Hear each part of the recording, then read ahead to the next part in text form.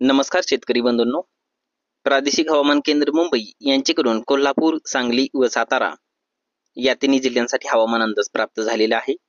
या हवामान अंदाजानुसार कोल्हापूर जिल्ह्यामध्ये दिनांक 26 ते 30 जून दरम्यान आकाश ढगाळ राहण्याची शक्यता आहे।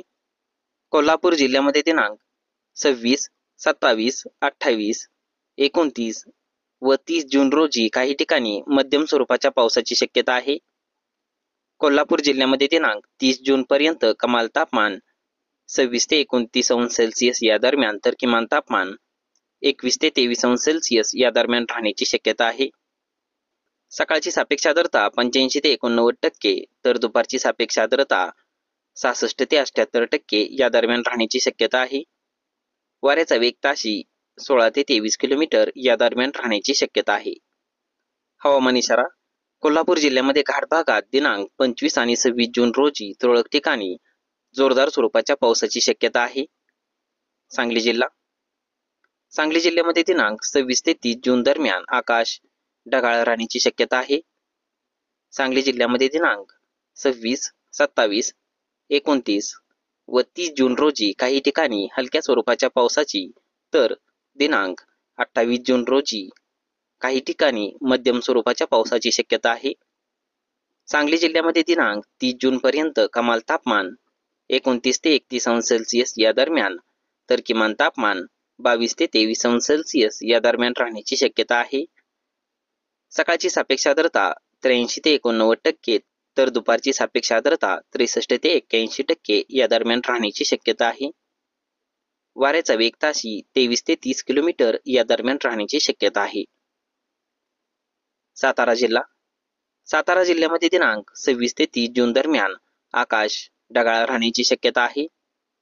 सातारा जिल्ह्यामध्ये दिनांक 26 जून रोजी काही ठिकाणी हलक्या स्वरूपाच्या तर दिनांक 27, 28, 29 व 30 जून रोजी काही ठिकाणी मध्यम स्वरूपाच्या पावसाची शक्यता आहे। सातारा जिल्ह्यामध्ये दिनांक 30 जून पर्यंत कमाल तापमान 30 ते 32 अंश सेल्सिअस या दरम्यान तर किमान तापमान 22 ते 24 अंश सेल्सिअस या दरम्यान राहण्याची शक्यता आहे। सकाळची सापेक्ष आर्द्रता 82 ते 88% तर दुपारची सापेक्ष आर्द्रता 69 ते 79% या दरम्यान राहण्याची शक्यता आहे। वाऱ्याचा वेग ताशी 21 ते 25 किलोमीटर या दरम्यान राहण्याची शक्यता आहे। हवामान इशारा सातारा जिल्ह्यामध्ये घाट भागात दिनांक 25, 26 व 27 जून रोजी तुरळक ठिकाणी जोरदार स्वरूपाच्या पावसाची शक्यता आहे। शेती सल्ला बीज प्रक्रिया सोयाबीन पेरणीच्या वेळी बीज प्रक्रिया करणे अत्यंत महत्त्वाचे आहे।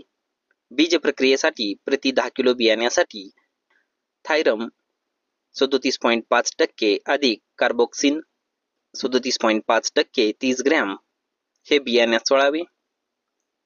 त्यानंतर प्रति 10 किलो बियाण्यासाठी थायमिथोक्झाम 30 FS 60 मिली आणि शेवटी 250 ग्रॅम रायझोबियम व 250 ग्रॅम PSB बियाण्यात सोडावे।